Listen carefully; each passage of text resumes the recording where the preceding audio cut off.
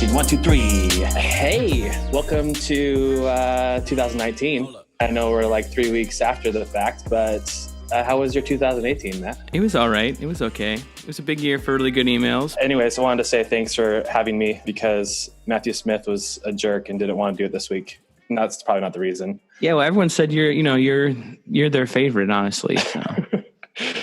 Thanks for the flattery. Before we get started, I want to thank Email Monks for sponsoring this episode. Need help in creating really good email templates for your campaigns? Discover how Email Monks can make that happen in a snap. They are experts at designing and coding email templates at a great price. If you want to level up your email game, give Email Monks a try. Let's jump into Lyft. I love Lyft. I am a big fan, and their emails are even up there in my top favorites, I would say, in my probably top 10 email brands that do email. Yeah, I think Lyft, across the board has a lot of really good emails. They have a very seemingly good template system. A lot of their emails look visually the same. I think their branding is really strong across all their different emails that they're sending. If it's a receipt or a promotional email, I know we have a lot of their emails on our site. I think we have a lot more coming because they keep doing some really cool stuff. And I feel that they listen to their audience and really are up for testing new and innovative ideas when it comes to cadence and messaging and personalization and all those other things. So I think this email is a good example of all those things kind of working together.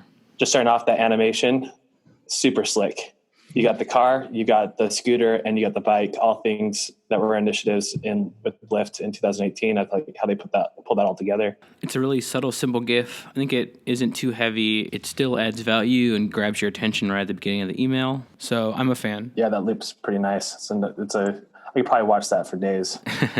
Yeah, they have some good personalization right here in that front half of the email, bringing in your first name. And then, that thank you for being part of the Lyft community, all live text. It's a nice touch without being too text heavy up in front. Yeah, that little short paragraph. I actually, when I first saw this email, I just didn't even read that.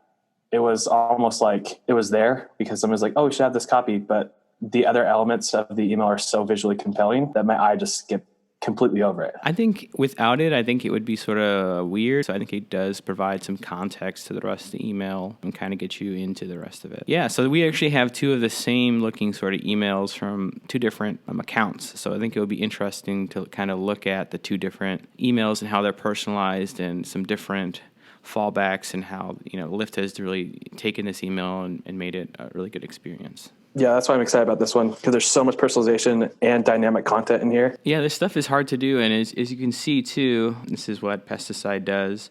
It kind of shows you the outlines of all the different content pieces that they have. But as you can see, all this stuff is really live text. They don't really use too much imagery to really pull in a lot of this data. So I'm a big fan of that. I think we looked at a lot of live clicker and nifty images, things like that, where you can personalize a lot of images. But with some of these GIFs, too, bringing in these content blocks and using live text to pull in that data can be really successful as well. Yeah, so let's start with the top left one. So you have 26 rides taken, but in the other version, how many do they have? Yeah, so this is the other email.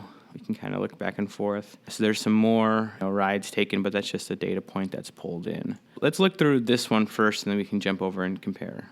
Cool. So we have miles traveled. I like this GIF. It's really nice. I think there's like all these little subtle animations, especially here like on the sun or something, even in this top one.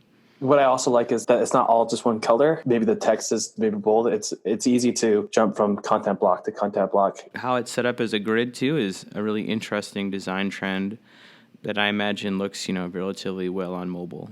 I mean, it's easy on the eyes. They've got the big, bold items have high contrast to the colors that they've chosen. I think this is a really cool call to action, showing that they've round up and donate. You can start donating, turn that on in your account, I'd assume. If they are sort of missing a data point, it looks like their fallback is making something very actionable. Those CTAs kind of blend in, though, in the background. The contrast is a little harder to read. Some of the spacing is kind of tight around some of these text sections. But I think that's maybe just a trade-off that happened with using live text and making it really personalized. But I think maybe making these a little bit bigger and having a little bit more spacing would be more successful, at least on desktop.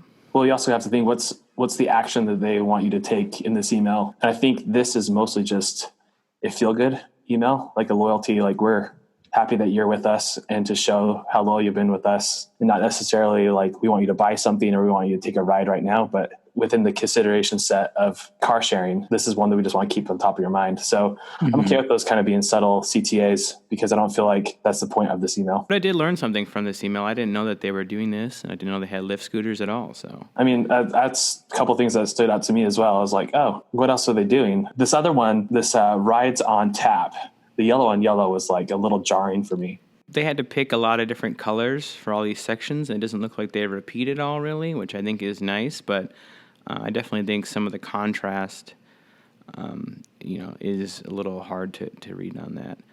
I like these subtle animations still going throughout the email, even though I think that they could have just used a static image. The subtle animation is a good value add, but not doing it for every section I think is also smart too, just kind of picking and choosing. It's almost like as your eye goes down, it doesn't have to compete with too many animations at once. They've spaced them out enough that even if you're scrolling on mobile, they're spaced out even further. So it's kind of like within sections, you'll get a little bit of an animation, but not everything will be animated. They bring in some really cool community stats, throughout the email. I think this is a really fun one, but I think these are smart data points for them to pick too. I don't think that they're too creepy. The only thing here is this celebrated 1 billion rides, the last content block seems a little off compared to everything else. And you have that hanging 2018 at the bottom. Yeah. And it seems like this could have been a little smaller, I guess, with this text. Yeah, like we celebrated at a smaller font size, and then 1 billion could have been large. Yeah, so let's see how this thing looks on mobile real quick, because I think it will look good as well. I'd imagine that most of Lyft's audience is getting their emails on a phone as well. They're using the Lyft app, things like that. Definitely think where this email is going to shine is on that mobile scroll. Yeah, it scales really nicely. This is where they probably designed this email maybe first. I think these white spacers between each section is a good touch. I think if they were color on color, it might look a little too busy. Keeping the text at least underlined, so when that contrast is a little tricky. Right. Yeah, I like that. I think this image looks a little funky too. I don't think that... I'm not sure if that's scaled right. The yellow on yellow, plus it may not be as clear as possible. Yeah, especially when it's right up on top of that. So maybe adding some spacing around that. I think they did a pretty successful job bringing in those data points using live text, because I think maybe in the past they had used all images. So let's take a look at the other email that was sent out. That is the same email, but had some different fallbacks on it. So they did some similar stuff. Looks like they had the roundup and donate on, so they had donated more. Definitely more airport rides. I think they maybe pulled in a different city stat. So talk me through someone that would who's building this email. How would you get the dynamic content in like that? I'm most familiar with Salesforce as an ESP to bring in, as a CRM sort of system to bring in a lot of this customer data. I'm not sure what Lyft used, but I do know that Salesforce is a pretty popular one. But there's some out there like Constant Contact, Oracle, Aweber, MailChimp, Campaign Monitor. Any good email service provider or company that offers bulk email services on the sending side should have a way for you to serve dynamic content or segment lists. I think in this case, I would probably would have used AmpScript, which is the markup language for Salesforce.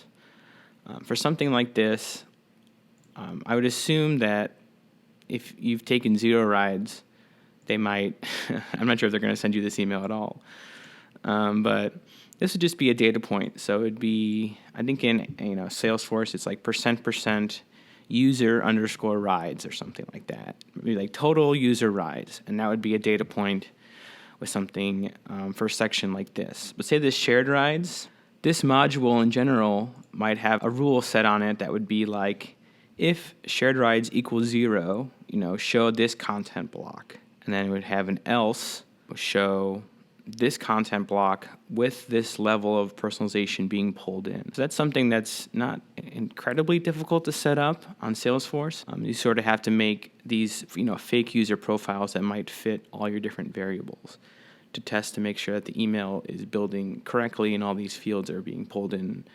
So using dynamic fields and bringing in this information, using live text, definitely makes this email a lot more successful and a little bit easier to build and test, I would assume. I think in general, we've seen sort of a trend with year-end emails where maybe they're only bringing in some of these stats and then pointing people to a landing page instead to share. So I think to see the winner CTA is still really positive. I think there's another email on our site that actually shows you the most visited places in your city. So I'm from Chicago, so this email that they sent us had some of these same gifts in them.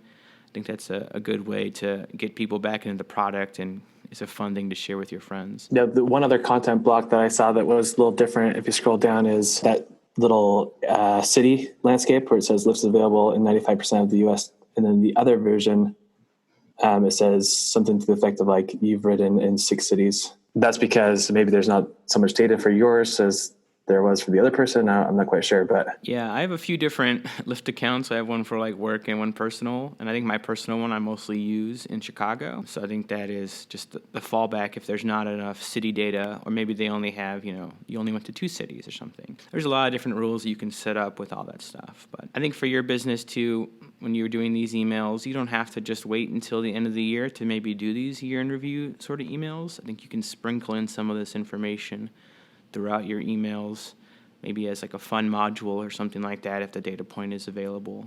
Yeah, I mean, from the build perspective, setting up all the rules would take you a while. But once you have this built once, I could see people using this like once a quarter or once a month as like a monthly roundup. If for like super users, you don't have to send to everybody, but maybe you segment it out to your super users to give them a little bit of a recap. Again, you have to be collecting that kind of data, which works well for tech-focused companies. You don't necessarily see a lipstick company who's going to send you something like this, or like a jacket company, So yeah, it kind of depends on the category that you're in or the industry you're in.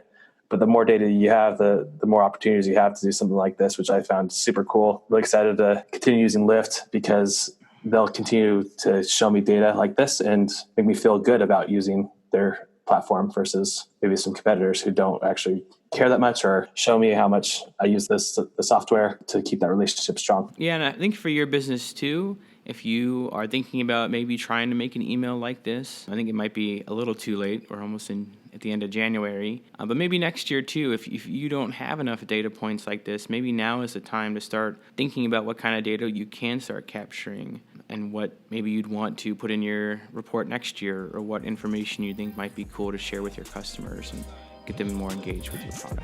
Right. Well, here's to 2019. I'm excited. It's going to be a big year. Bye. Bye. If you have any feedback on the series, please leave a comment down below. Hit subscribe to keep up with future episodes. Thank you for giving a listen and letting our sponsors know you love really good emails.